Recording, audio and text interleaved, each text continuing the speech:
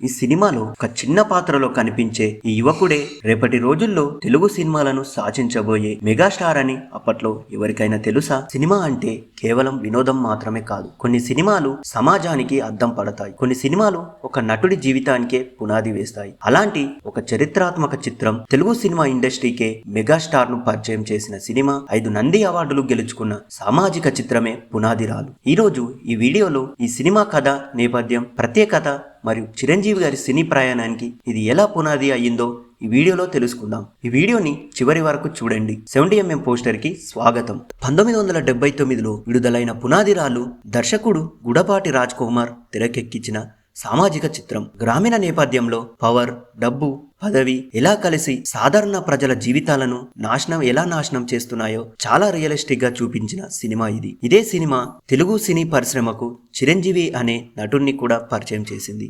ఈ సినిమా కథ మొత్తం ఒక పల్లెటూరులో జరుగుతుంది. గ్రామాన్ని సర్పంచ్ రాగమయ్య, కారణం పటేలు, పావుకారు వెంకటయ్య అనే 4 దుష్టులు పాలిస్తుంటారు. వీళ్ళ గ్రామానికి రాజులు, చట్టం వీళ్ళ ముందు పనిచేయదు. ప్రజల జీవితాలు వీళ్ళ చేతుల్లో బందీగా మారుతాయి. అత్యాచారాలు, దోపిడీలు, భయపెట్టడాలు వీళ్ళ దుర్మార్గాలకు అడ్డుకట్టే ఉండదు. ఈ దుష్ట చతుష్టయ చేతిలో శాంతి అనే యువతి తీవ్రంగా బాధపడుతుంది.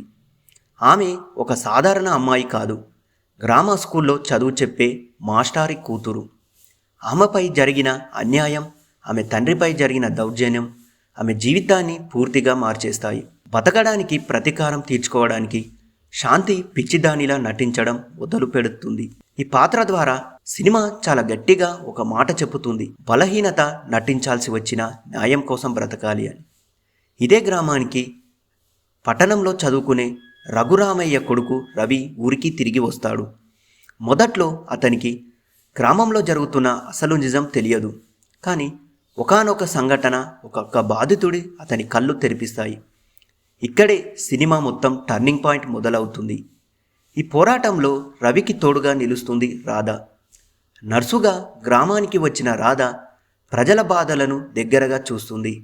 రవి తన స్నేహితులను కూడగట్టుకొని రాధ సహాయంతో దుష్టతుష్టాయంపై తిరుగుబడతాడు.